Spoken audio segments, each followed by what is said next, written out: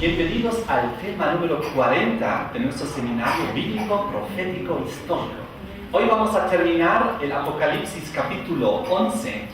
Vamos a abarcar todos los versículos que han quedado pendientes de los temas pasados.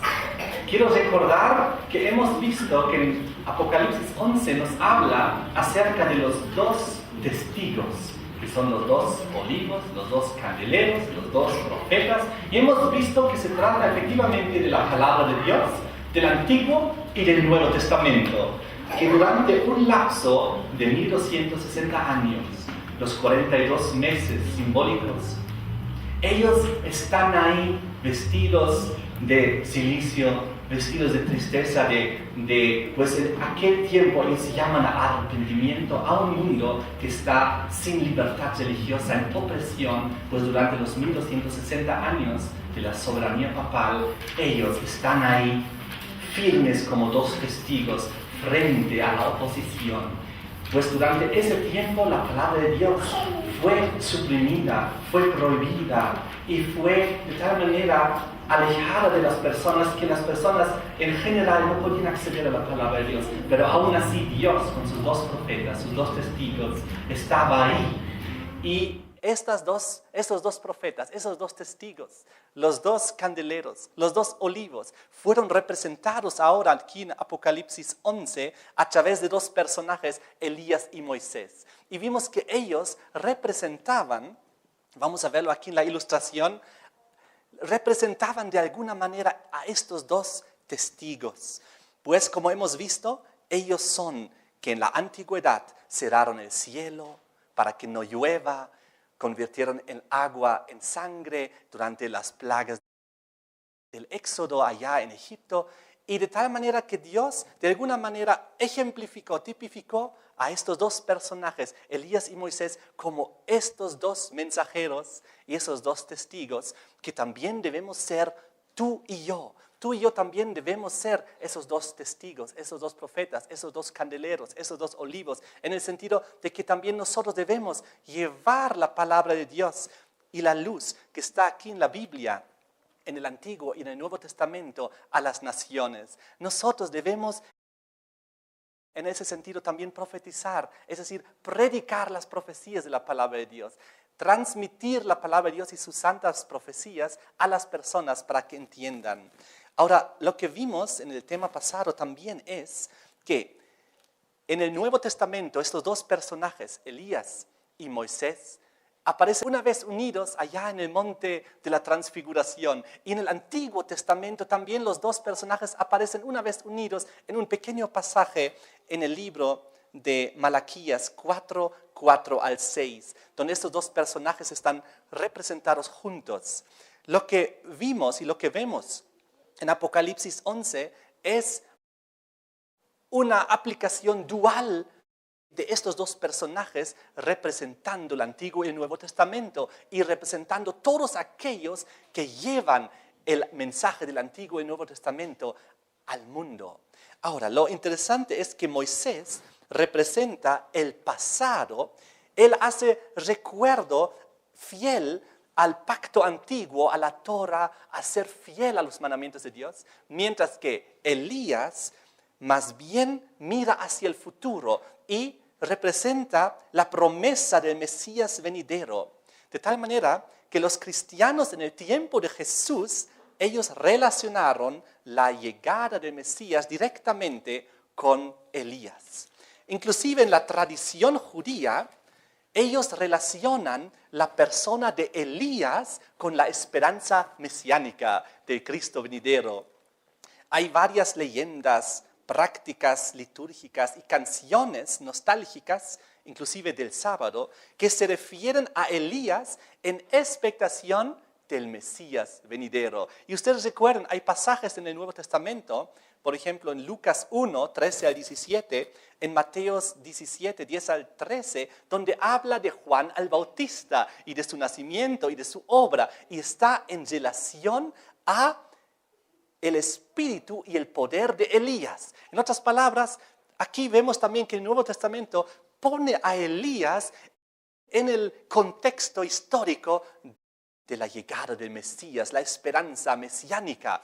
En otras palabras, Moisés señala atrás a la Torá, al Antiguo Testamento, y Elías señala hacia adelante, hacia la esperanza del Mesías, del Nuevo Testamento. Y esto no es una coincidencia que sean los dos testigos, pues uno, el Antiguo Testamento, testifica y también el Nuevo Testamento testifica, y ambos juegan su rol particular, pero tienen un conjunto, tienen que jugar y trabajar en conjunto. La Biblia, sabemos, es un conjunto y se complementan en los dos testamentos, el Antiguo y el Nuevo Testamento. Nosotros tenemos una gran necesidad de ambos testimonios, de ambos documentos, el Antiguo como el Nuevo.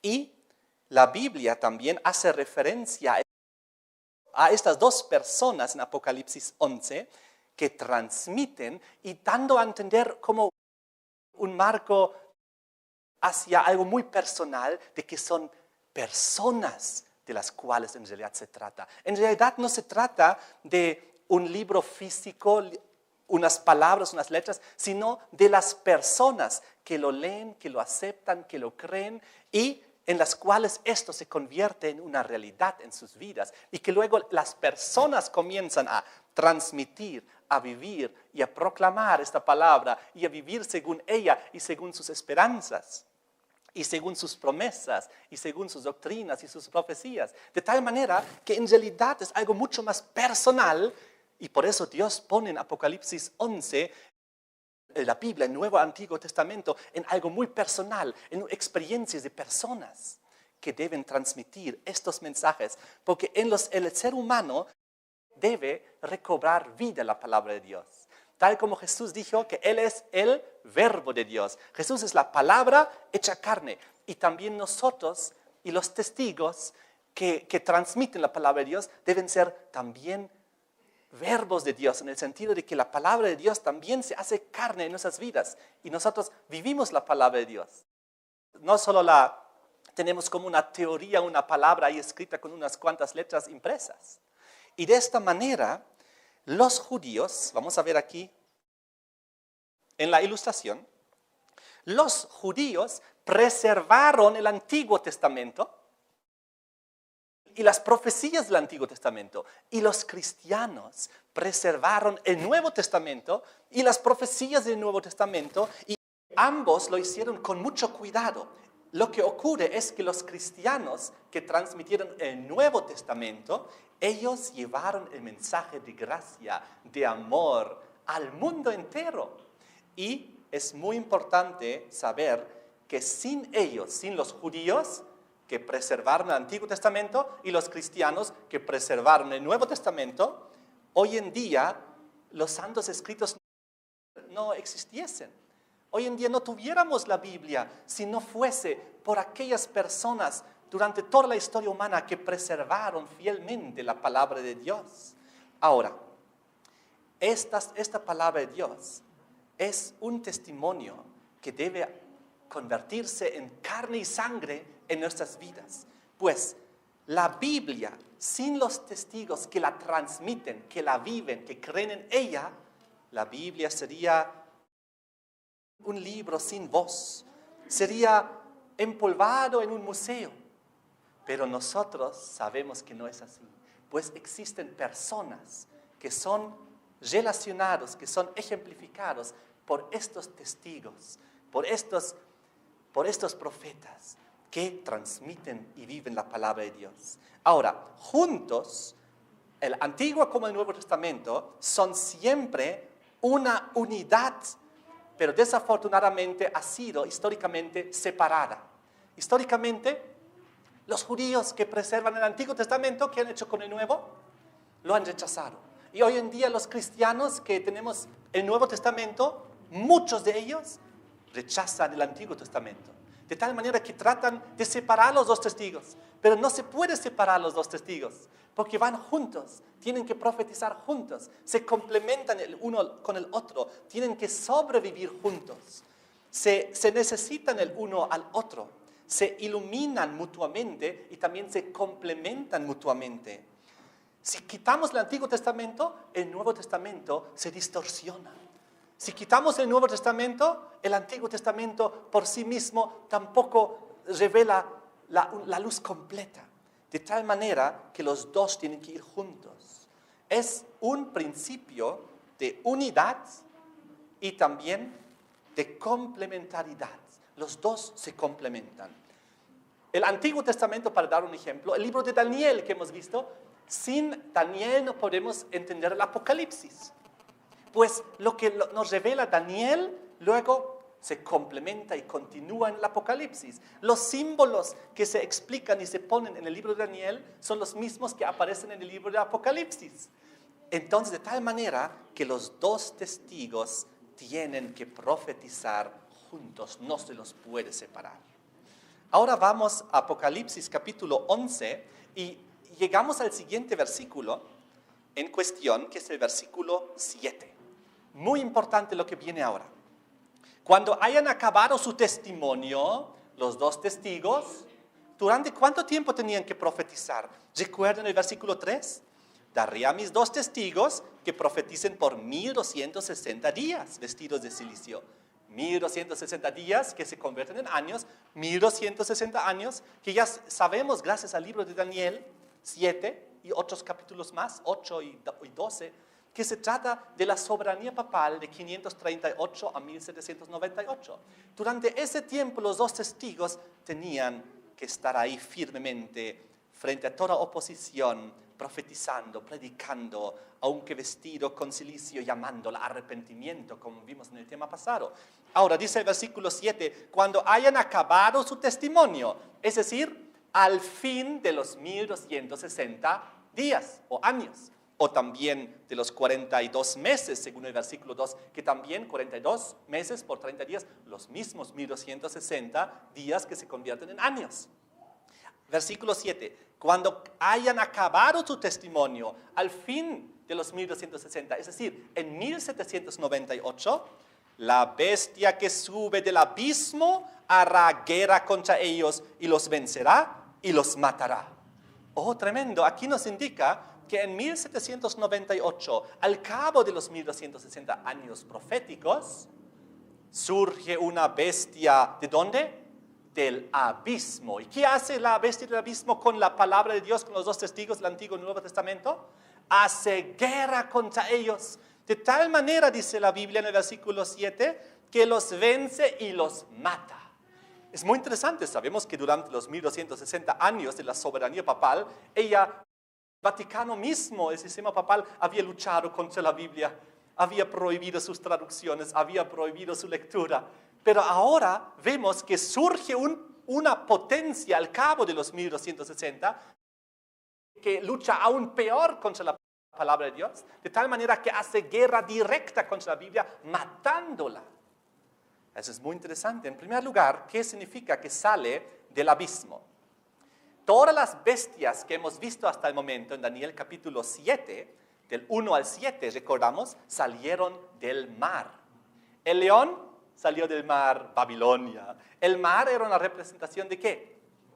Pueblos, muchedumbres, naciones y lenguas. Entonces, Babilonia, el león salió de entre las muchedumbres. Luego el siguiente, el oso, Medo-Persia, también había salido del mar, de entre las muchedumbres. Luego el leopardo, Grecia, igual había salido del mar, de entre las muchedumbres. Y siempre a través de las guerras. Siempre por guerra surgió y conquistó una nación a la otra y surgió ella misma. Luego la cuarta bestia de Daniel 7 era la terrible y espantosa, aquel dragón, Roma. En sus dos fases, Roma imperial, que luego se transformó en Roma papal. El hierro, recuerden de Daniel 2, el hierro que continúa hasta el fin de la historia humana. Entonces, vimos que ahora en Apocalipsis 11, versículo 7, surge por primera vez una bestia que sale ¿de dónde? Del abismo. Otra simbología. Sabemos que una bestia según Daniel 7, 17, es un reino o un imperio que surge, que sale. Entonces aquí tenemos nuevamente algún poder, algún reino que se levanta y hace guerra y pone fin a la bestia que había estado reinando durante 1260 años, que era aquí la cuarta de Daniel 7, Roma, su segunda fase, su fase de religiosa papal del Vaticano, que duró durante la soberanía papal 2260 hasta 1798, y entonces ahí surge una nueva potencia que pone fin a la anterior, tal como en Daniel 7, siempre cuando surgió una nueva bestia es porque conquistó la anterior, porque venció la anterior, siempre por la guerra, por la violencia. En Daniel 7 era ejemplificado por los vientos bélicos que pelean y guerrean en el gran mar, entre las muchedumbres. Ahora, aquí en Apocalipsis 11, versículo 7, nuevamente dice que cuando al cabo de los 1260 años, cuando han acabado su testimonio los dos testigos, la bestia que sube del abismo hace guerra contra ellos, los vencerá y los matará. La guerra va principalmente dirigida contra la palabra de Dios, contra el Antiguo y el Nuevo Testamento, pero también, igual como las antiguas bestias, las 4 que vimos en Daniel, por causa de la violencia y los ejércitos y los soldados, derrota a la bestia que estaba reinando hasta ese momento, que en aquel entonces era el Vaticano, el sistema papal que durante 1260 años había dominado. Muy interesante, ¿cómo ocurrió?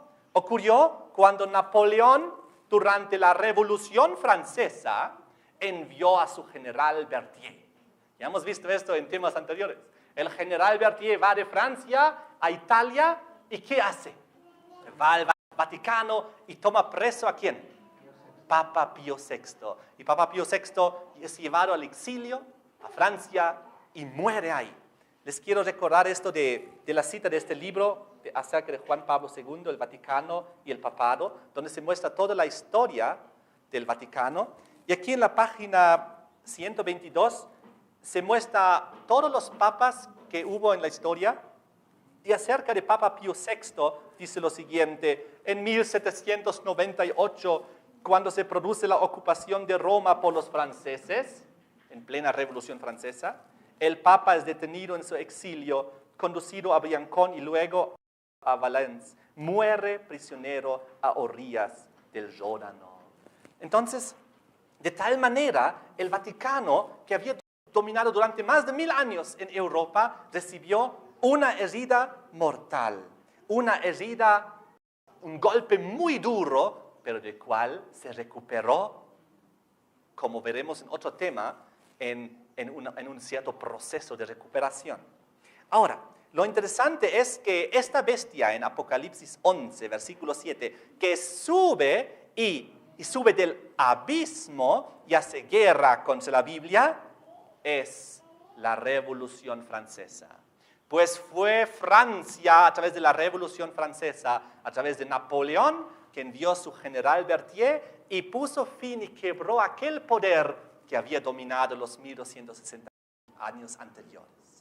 Entonces, aquí vemos Francia surgir. ¿Y por qué surge del abismo en su Revolución Francesa? Porque el abismo no tiene fundamento.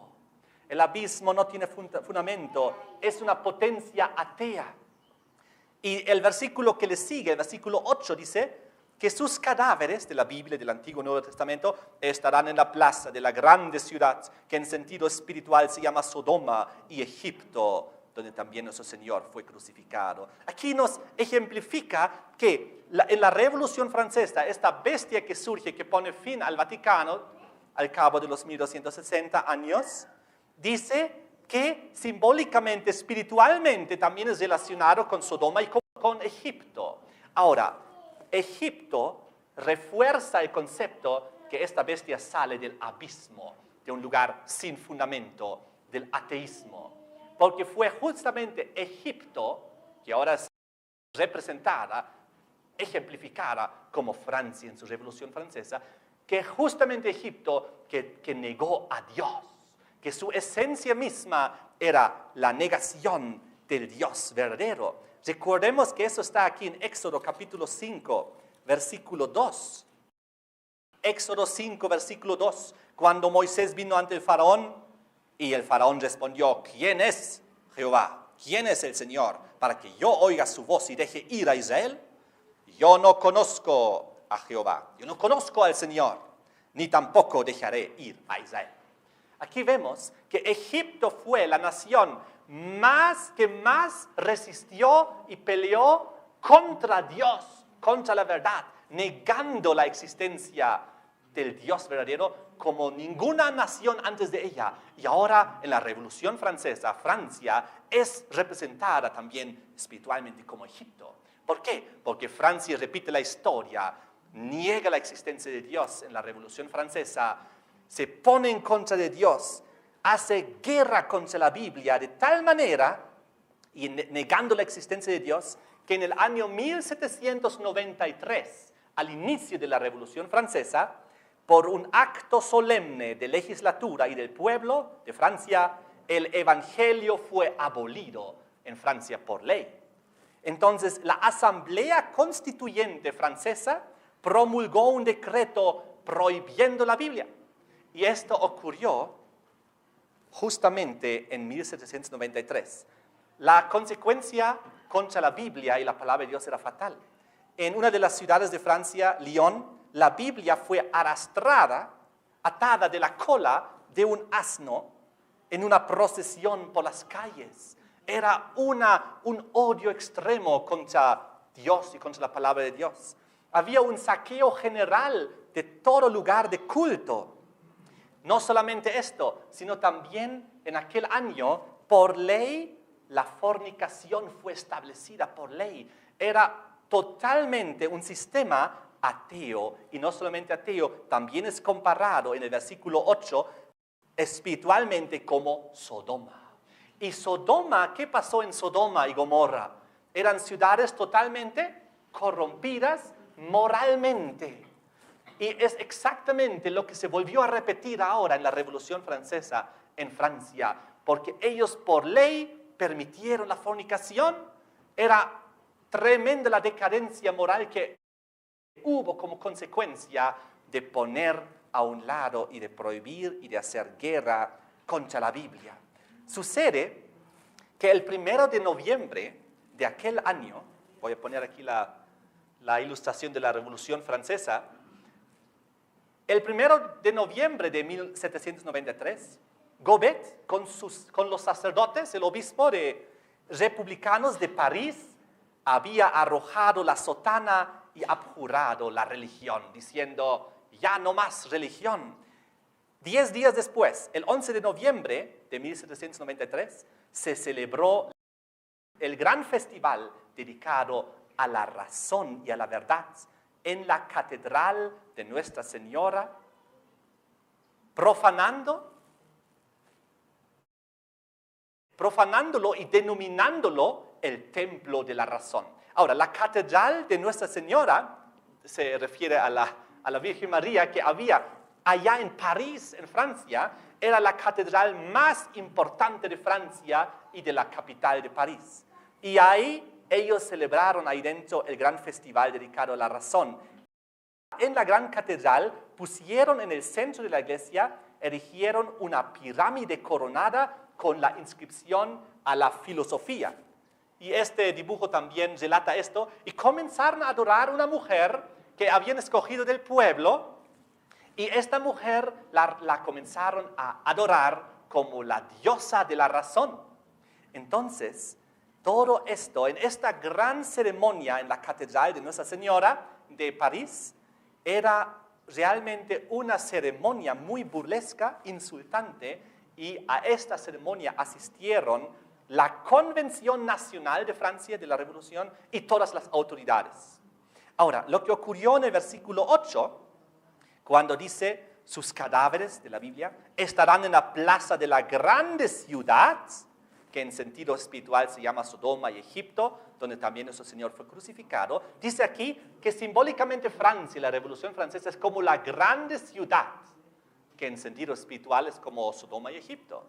Ya hemos visto.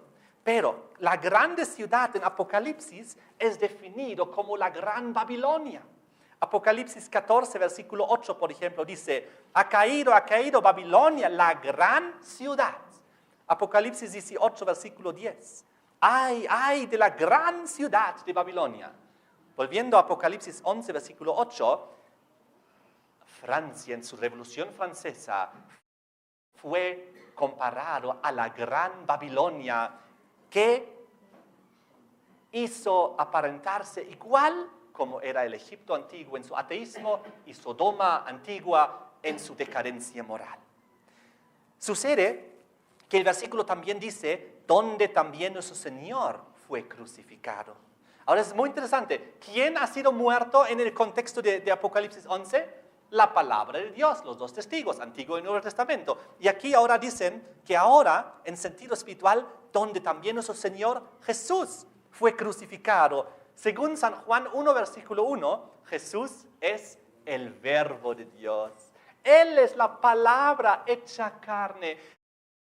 Al matar la Biblia, al destruir la Biblia, al prohibir la Biblia, al quemar la Biblia, estaban básicamente haciendo lo mismo figuradamente con Jesucristo. Estaban rechazando a Jesucristo, estaban matando a Jesucristo nuevamente en figura de su palabra, de sus sagradas escrituras. Fíjense, en Mateo capítulo 25, versículos 40 y 45, habla el juicio de las naciones, y en el versículo 40 dice, el rey, de cierto os digo que en cuanto lo hicisteis a uno de estos mis hermanos más pequeños, a mí me lo hicisteis. Entonces, cuando aquí Francia también peleó contra la palabra de Dios y en realidad contra aquellos que la proclamaban, entonces lo hicieron a Cristo mismo. Así que Jesús fue crucificado espiritualmente en la persona de sus seguidores fieles y de su palabra, nuevamente en Francia durante la Revolución Francesa. Su palabra fue muerta, fue crucificada, es un sinónimo de Jesucristo. La Biblia y Jesús, su palabra y Él mismo son una misma cosa. Si yo odio esto, odio a Jesús. Si yo odio a Jesús, odio esto también. Es una unidad, una misma cosa. Dice Jesucristo en San Juan 15, versículo 7, lo siguiente. En Juan 15, versículo 7, dice, si permanecéis en mí y mis palabras permanecen en vosotros, pedid todo lo que queréis y os será hecho. Si permanecéis en mí y mi palabra en vosotros, pues estar en Jesús o su palabra en nosotros es lo mismo. Jesús y su palabra son una unidad. Vean conmigo a San Juan 5, versículo 39. Juan 5, versículo 39, dice la palabra del Señor lo siguiente. Juan 5, 39. Escudriñad las Escrituras, porque a vosotros os parece que en ellas tenéis vida eterna, y ellas son las que dan testimonio de mí. Así que al matar la Biblia, estaban matando el testimonio de Jesucristo. Estaban matando, en cierto sentido, a Jesús nuevamente, figurativamente, a través de su palabra y sus seguidores. Ahora, los dos testigos son el Antiguo y el Nuevo Testamento que están haciendo muertos. Recuerden que Jesús mismo, en Apocalipsis 3, versículo 14, dice que Él es el testigo fiel y verdadero. Jesús y la palabra son una unidad. Cuando los dos testigos fueron perseguidos y matados, es como cuando la palabra de Dios, cuando Jesucristo mismo fue perseguido y matado. Ahora, lo interesante es, en el versículo que sigue, versículo 9, dice que, y los de los pueblos, ¿qué pasa con ellos? De las tribus y las lenguas y naciones, verán sus cadáveres por 3 días y medio y no permitirán que sean sepultados. Las otras naciones, tribus, lenguas y pueblos vieron lo que estaba ocurriendo en Francia con mucha atención. ¿Qué está ocurriendo ahí? Una guerra por constitucional contra la palabra de Dios. No permitirán que sean sepultados. Es decir, todos vieron muertos y todos vieron ahí la palabra de Dios siendo matada. No fue sepultado para que todo lo vea, para que cualquier persona lo vea y lo sepa. Ahora, los 3 tiempos y medio, los 3 días y medio, lo vamos a ver en unos instantes. De todas maneras, el versículo sigue como la reacción de la población mundial. Versículo 10. Los moradores de la tierra se regocijaron sobre ellos, se alegraron y se enviaron regalos unos a otros. ¿Cuál era la reacción mundial cuando la Biblia fue matada? Fue alegría, gozo. ¿Por qué dice la Biblia aquí? Porque esos dos profetas, el Antiguo y Nuevo Testamento, con sus profecías, habían atormentado a los moradores de la tierra. ¿En qué sentido la palabra de Dios había atormentado a los moradores de la tierra? Vean conmigo a San Juan 16, versículo 20. Juan 16, versículo 20 dice: de cierto os digo, que vosotros lloraréis y lamentaréis, pero el mundo, ¿qué cosa? Se alegrará.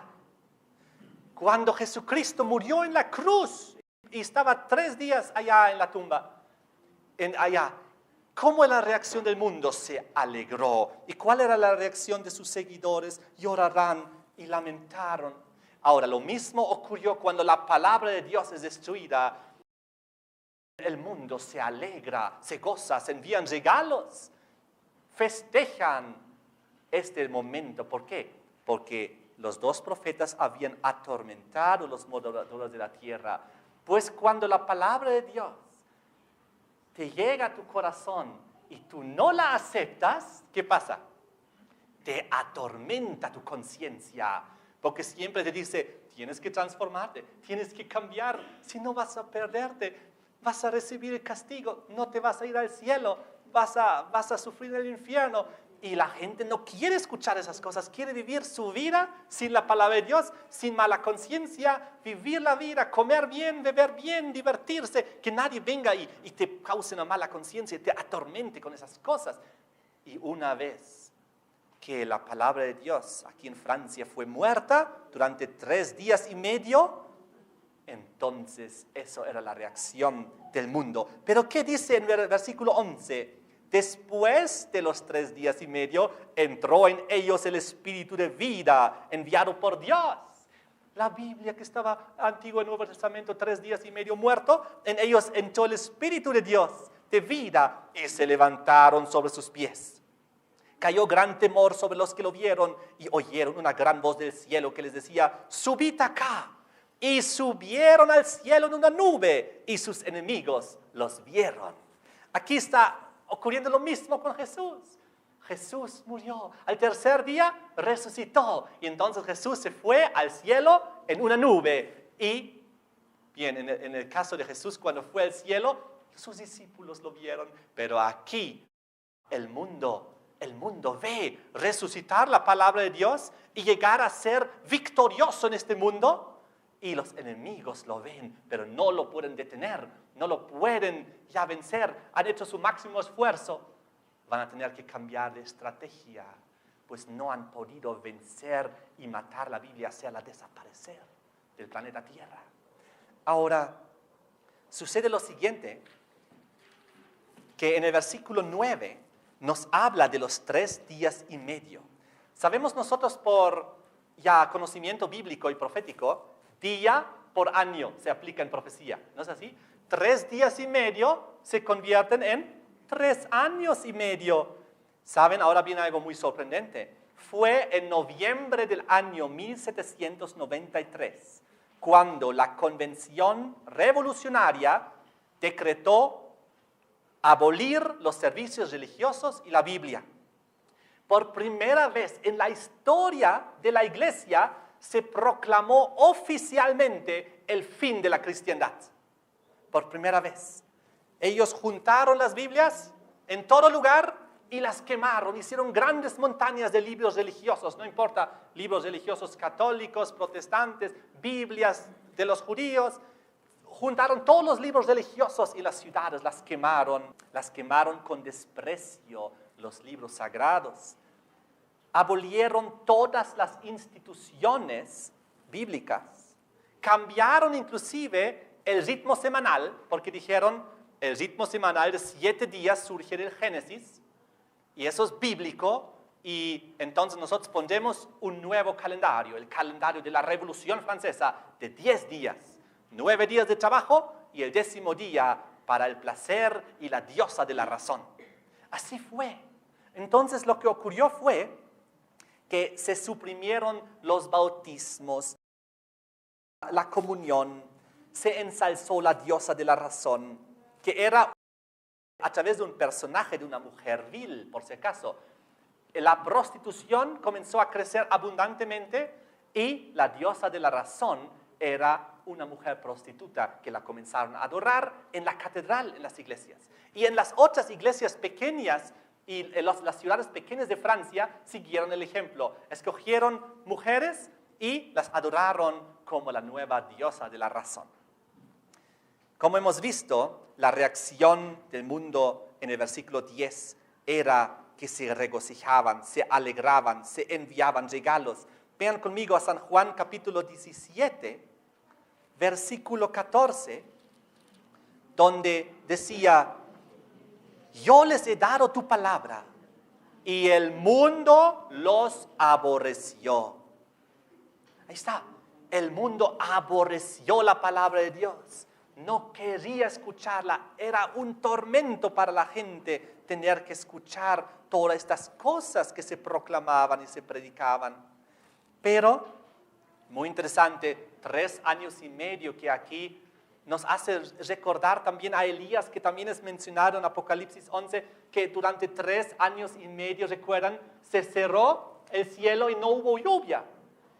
Y aquí también, durante esos 3 años y medio, cuando fue prohibida la Biblia por ley, entonces había una sed espiritual, sed de la palabra de Dios, una sequía terrible.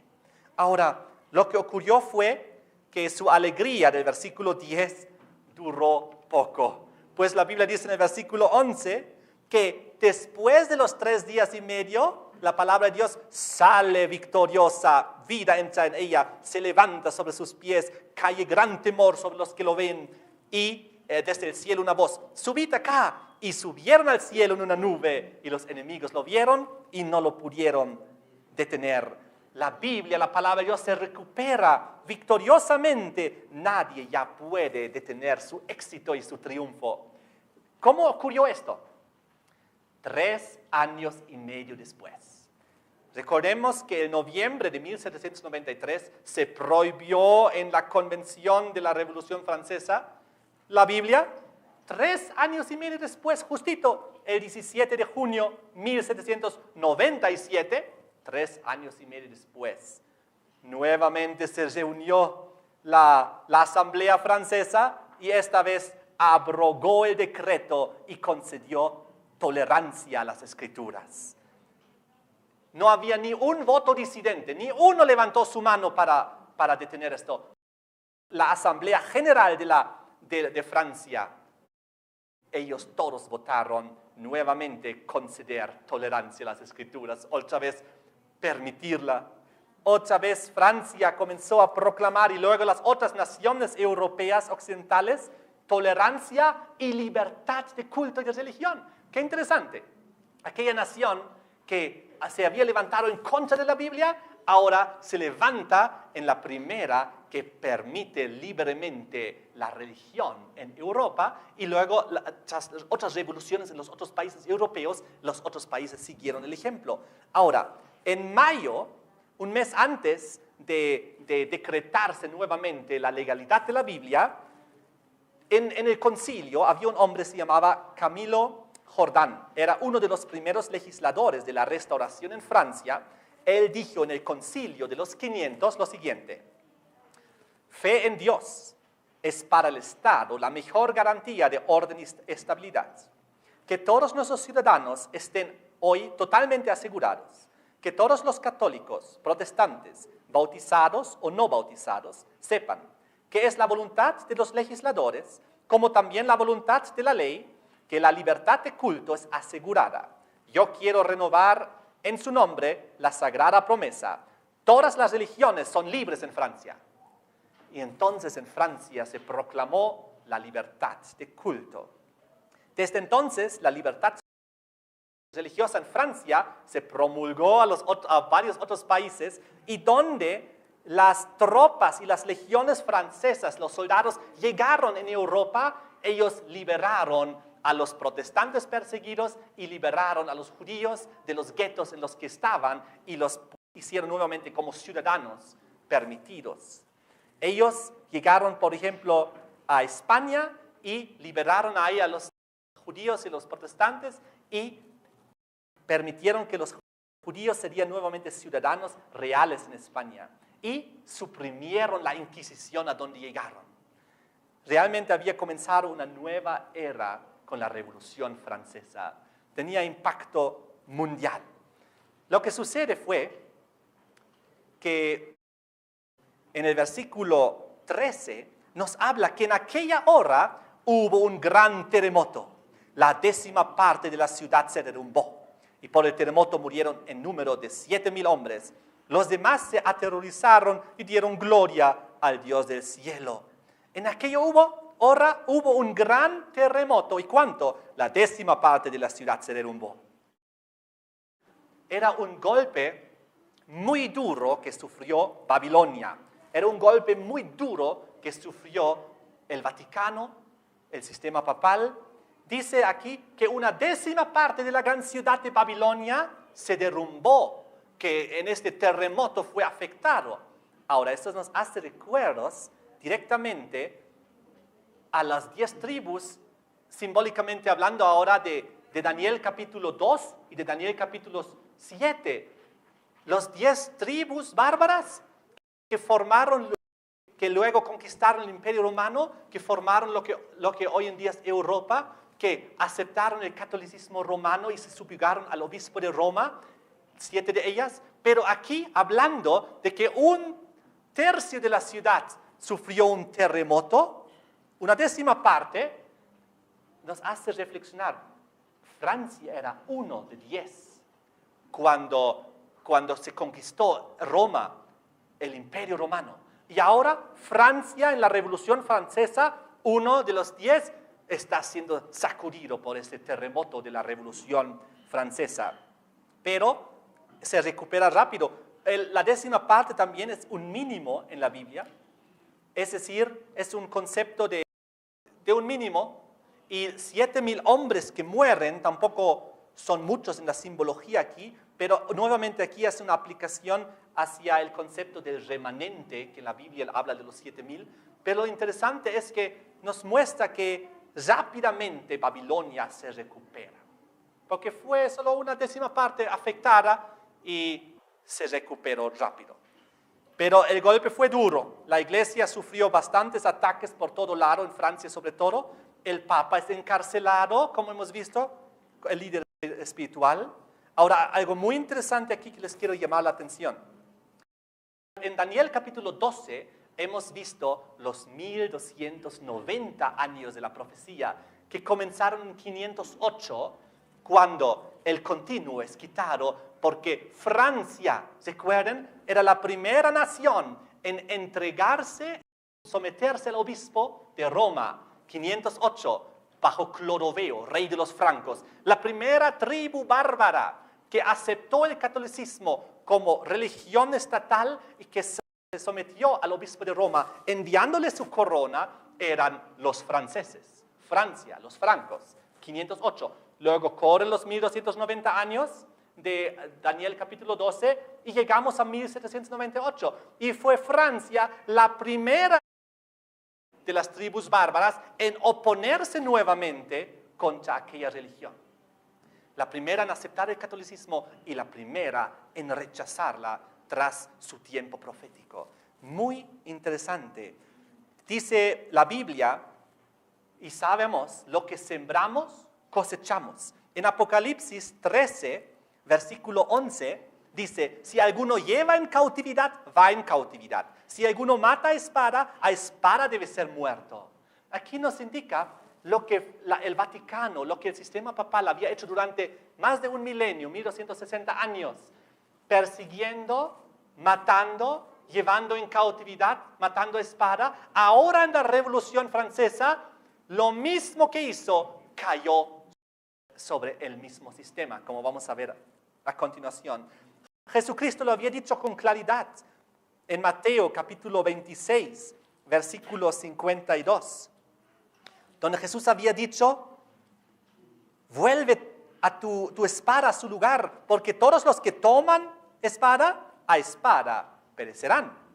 Entonces, volvemos a Apocalipsis 11, versículo 8. Recuerden aquí, el concepto decía que sus cadáveres del Antiguo y Nuevo Testamento estarán en la plaza de la gran ciudad, Babilonia, que en sentido espiritual es Sodoma, la decadencia moral, y Egipto, el ateísmo que se presentó durante la Revolución Francesa, donde también nuestro Señor Jesús fue crucificado. Jesús, no solamente la palabra de Dios fue muerta, matada en Francia en este momento, sino en la historia misma de Francia, Jesús fue muerto y crucificado en persona de sus seguidores, de sus discípulos, de sus creyentes. Vamos a verlo cómo pasó esto en la historia de Francia. Durante siglos, Francia había perseguido a los protestantes. Primero los valdenses, luego los albigenses, que eran un grupo de protestantes franceses que fueron exterminados por genocidio bajo el Papa Inocencio III en el siglo XIII. Luego hubo la famosa Noche de San Bartolomé. Inclusive se ha hecho una película del evento donde en una noche decenas de miles de protestantes fueron asesinados. En unos instantes vamos a profundizar esto. Lo que ocurrió fue que en Francia, cuando inició la reforma protestante, con Lutero y Zwingli, Calvino y todos los reformadores de la Edad Media desde 1500 en adelante, en Francia, en la Revolución, en la Reforma Protestante, se convirtieron aproximadamente 400,000 católicos al protestantismo. Ellos fueron llamados los hugonotes, que eran los protestantes franceses, los hugonotes. Entonces, lo que ocurrió fue que ellos fueron perseguidos durante siglos por Francia, cruelmente perseguidos y matados solamente por su único crimen de herejía. ¿Y saben lo que es herejía? Herejía viene del griego, de la palabra hairesis, y significa decisión. Un hereje es alguien que toma una propia decisión. Es alguien que decide por sí mismo creer y practicar algo. En otras palabras, ellos decidieron, los protestantes, por eso fueron perseguidos como herejes, porque ellos habían decidido ya no seguir con el sistema del Vaticano papal, sino estudiar por su propia cuenta la palabra de Dios.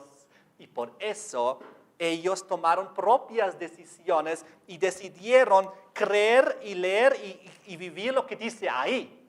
Y por eso, durante la Inquisición, casi todos los que fueron matados durante los siglos de la Inquisición fueron denominados herejes, porque no se sometieron a lo que el Vaticano les imponía como doctrina y como fe, sino ellos querían por su propia cuenta leer la palabra de Dios y decidir creer lo que está ahí escrito, seguir los mandamientos de Dios y no los mandamientos de las tradiciones de los hombres.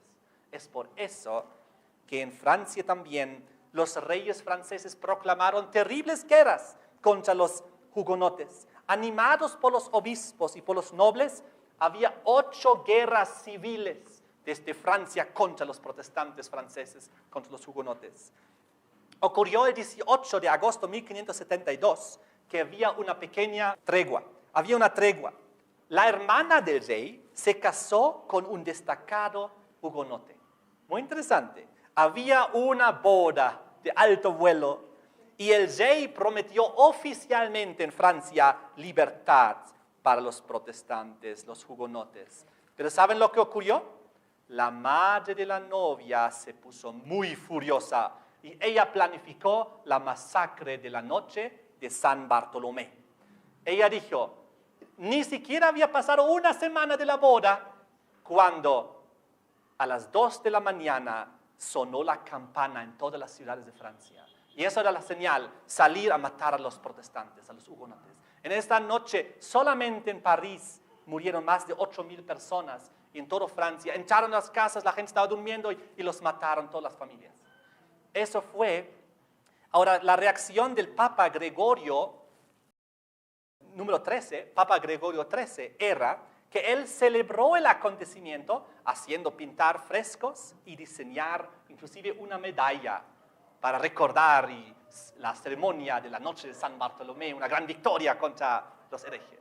Tremenda la historia, pero pasaron varios años y un noble hugonote, se llamaba Henry de Navarre, heredó el trono de Francia. Se hizo, pero él católico, para complacer a la mayoría de sus súbditos.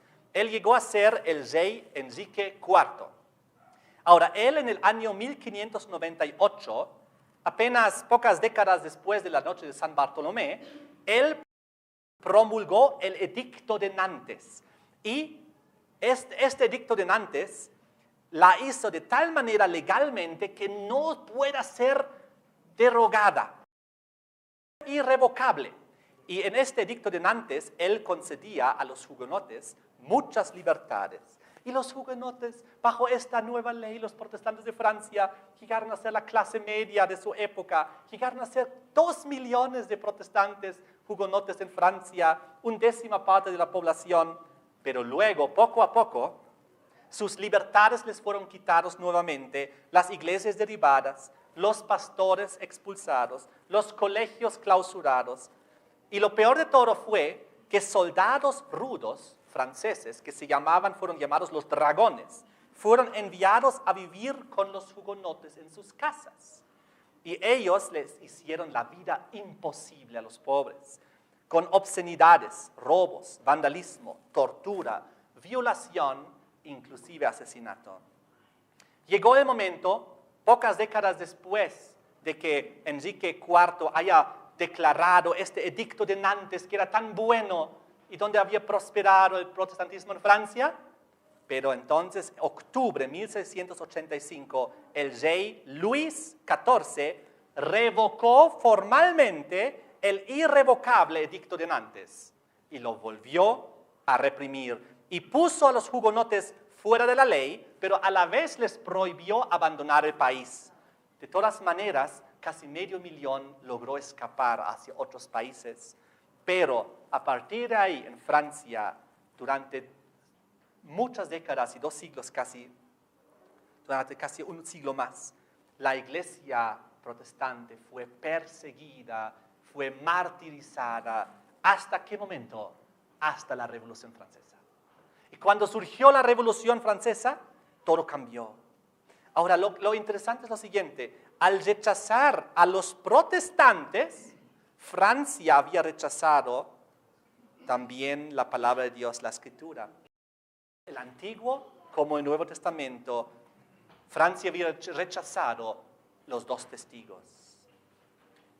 Entonces, les quiero contar un poquito lo que había ocurrido antes de la Revolución Francesa.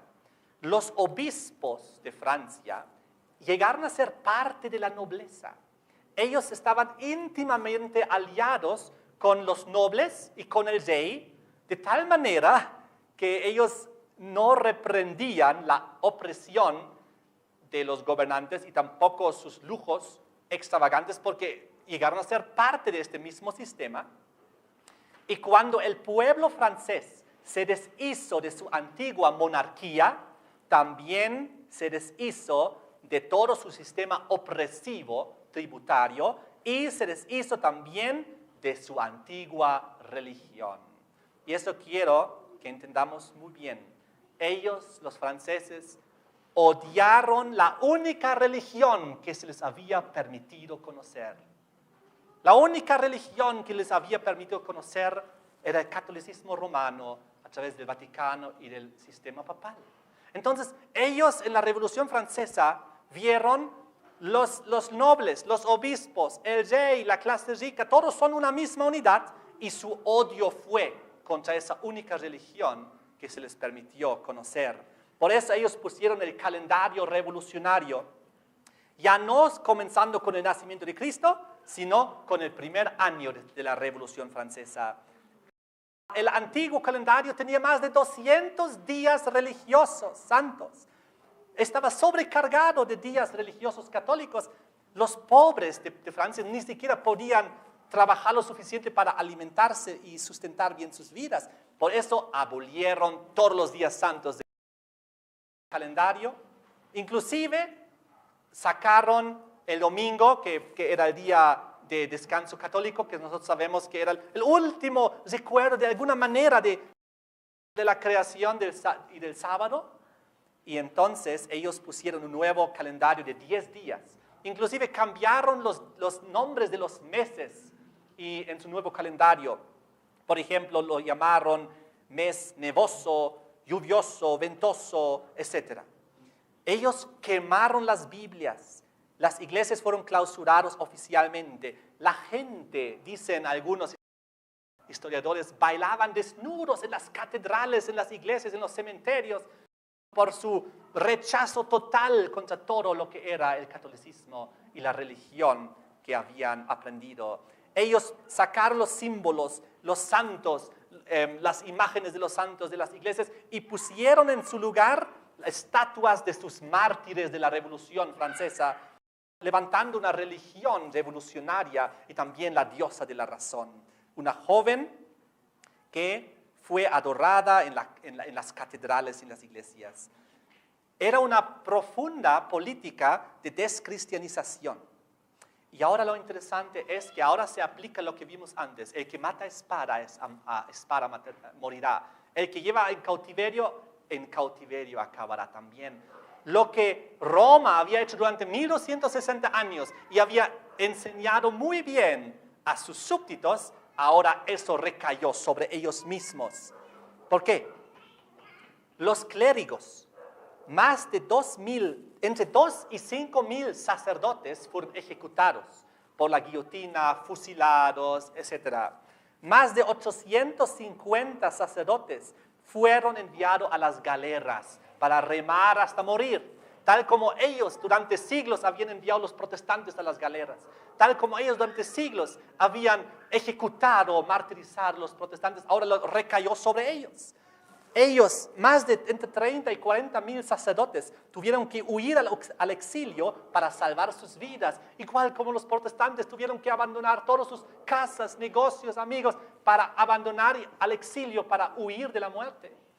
Más de 20,000 sacerdotes se quedaron en Francia, pero abdicaron de su vocación, como lo había hecho el obispo de París. Dejaron y abandonaron su religión. Y sabemos el Papa Pío VI murió preso por los franceses. Era un golpe muy duro. El historiador eclesiástico Philippe Schaff dijo: Francia rechazó la reforma y cosechó la revolución. Entonces, el odio al cristianismo, a la única religión que se les había permitido conocer, era grande y violenta. Se inventó la guillotina para decapitar a la gente en la Revolución Francesa. Era un francés, el doctor Joseph Ignace Guillotin, que inventó la guillotina, y fueron diariamente decapitados decenas y cientos de personas, hombres, mujeres, nobles, políticos, miembros de la realeza, pobres, ricos. No había defensa legal en la Revolución Francesa. Cuando ellos entraron en la Revolución Francesa al Palacio del Rey, más de 1,000 personas murieron ahí. Entraron en las cárceles y mataron a más del 50% de los presos. Y de tal manera que ellos mataban tanta gente en la Revolución Francesa, todos que de alguna manera no eran parte de la revolución, que no podían matarlos rápidamente con la guillotina, que a veces inclusive pusieron manadas de hasta 100 personas o más y con cañonazos los mataron. Y entonces el problema era que había tantos cadáveres que llegó a ser un problema, y para seguir matando, en algunos lugares los llevaron a barcos y los llevaron a los ríos y los ahogaron para que el río se los lleve. Era una locura la Revolución Francesa. Ahora, de todas maneras, en Francia hubo un despertar nacional, se creó el primer ejército nacional. Austria y Prusia declararon a Francia la guerra para detener la Revolución Francesa, y de repente había más de 300,000 franceses que dijeron unánimemente: nuestra nación está en peligro. Y de repente había la primera conscripción general de la historia moderna. Dijeron: nosotros todos somos iguales, todos tenemos que servir, una patria, una nación. Primera vez nació el pensamiento de una nación, de nacionalización. Se identificaron con su gobierno.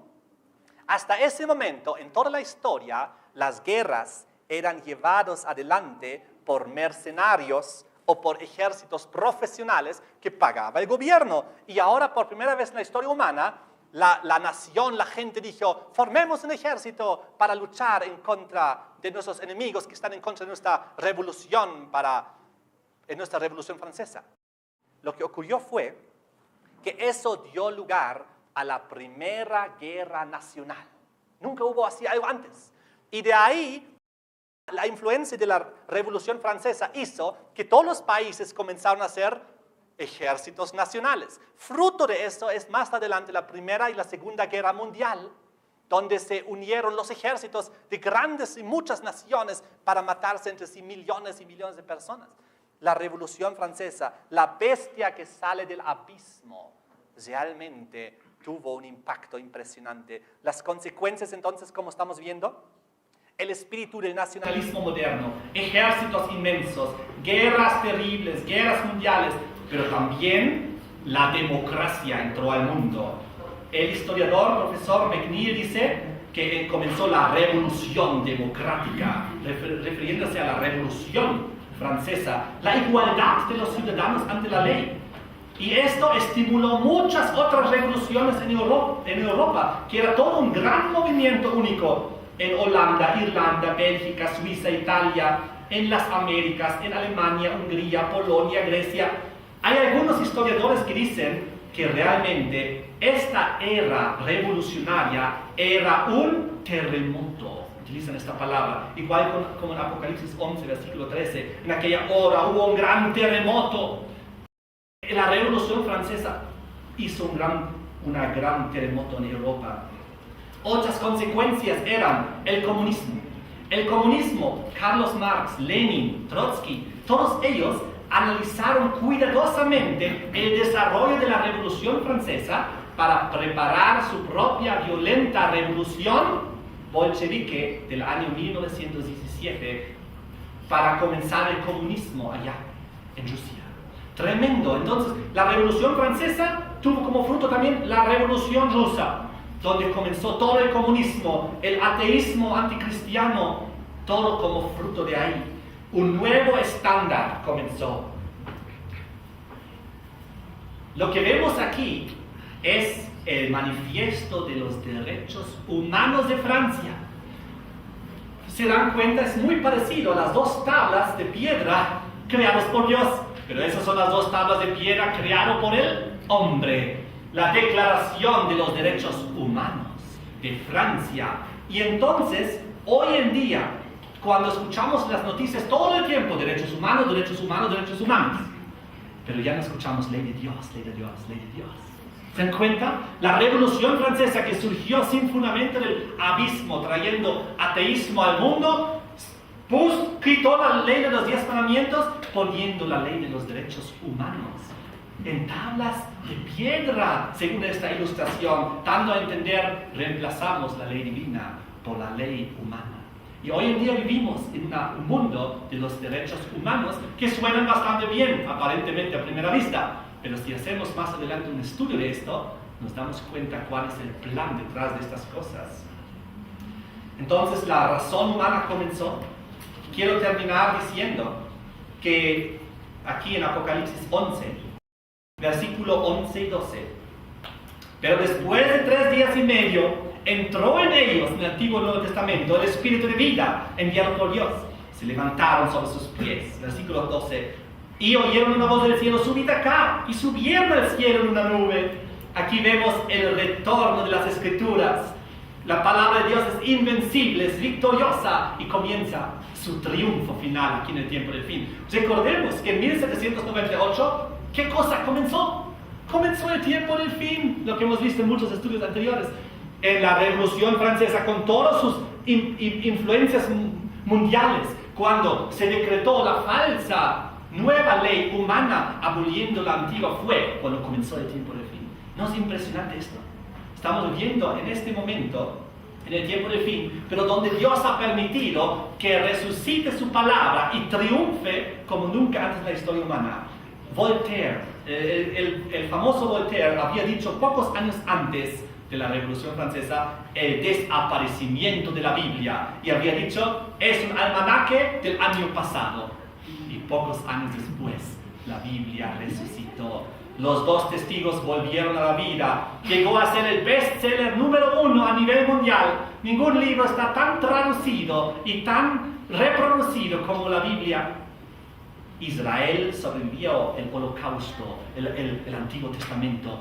Y el Nuevo Testamento, la cristiandad, la iglesia, también sobrevivió la era del comunismo. Y ahora los dos suben al cielo, el Antiguo y el Nuevo Testamento. Daniel 4, versículo 22. Dice respecto a subir al cielo en la simbología lo siguiente, Daniel 4:22. Tú mismo eres el rey que creciste e hiciste fuerte, pues creció tu grandeza y ha llegado hasta el cielo. Fíjense, la expresión subir al cielo, llegar al cielo, es una expresión de exaltación. La Biblia, Antiguo y Nuevo Testamento, fueron exaltados. ¿Qué pasó justo después de la Revolución Francesa? Justo después de los 3 años y medio donde fueron muertos, de repente se fundó la primera sociedad bíblica. Era la Sociedad Bíblica Británica, 1804. Pocos años después, la Sociedad Bíblica Americana, 1816. Y hoy en día, a dedicarse esas sociedades bíblicas a traducir la Biblia a los idiomas que no existen y a reproducir la Biblia en millones y millones de cantidades para que todo ser humano tenga una Biblia en su mano. Ahora, hoy en día las sociedades bíblicas unidas son más de 140 y operan en más de 200 países del mundo. Ellos traducen anualmente la Biblia a por lo menos 10 nuevos idiomas, la Biblia completa, y más o menos a 30 nuevos idiomas el Nuevo Testamento. Están progresando. ¿Y qué más? Cada año reparten aproximadamente 400 millones de ejemplares de la Biblia en todo el mundo. Más o menos de esos 400 millones, 30 millones Biblias completas anualmente. Más o menos 13 millones Nuevos Testamentos. Más o menos 30 millones porciones de la Biblia y más o menos 323 millones selecciones de la palabra de Dios en todos los idiomas y difundiendo y traduciendo cada vez más. Ahora, Mateo 24, en un ratito vamos a ver. La época más brillante del cristianismo comenzó con este despertar de la Biblia, esa resurrección de la palabra de Dios, con su camino victorioso hacia el cielo. Era el reavivamiento evangélico. En todo el mundo, en la cristiandad, se dieron nuevas sociedades misioneras y empresas misioneras con una tremenda devoción y con extraordinarios y gigantescos siervos para Dios que fueron como misioneros a todo el mundo. La cristiandad llegó por primera vez en la historia a un movimiento mundial, global, en esta época. Sobrepasó a cualquier otra religión tras esos 3 días y medio que estuvo muerto y luego resucitó y comenzó su victoria en la palabra de Dios. Llegó a tener una influencia global sobre cualquier nación y sobre cualquier cultura, de tal manera que todos aquellos que lucharon contra la Biblia, que dijeron que iba a desaparecer, como el escéptico Voltaire, como Thomas Paine, que era parte de la Revolución Francesa, que dijo, yo detesto sinceramente al Antiguo Testamento. Toda esa gente que luchó contra la Biblia, ellos han muerto.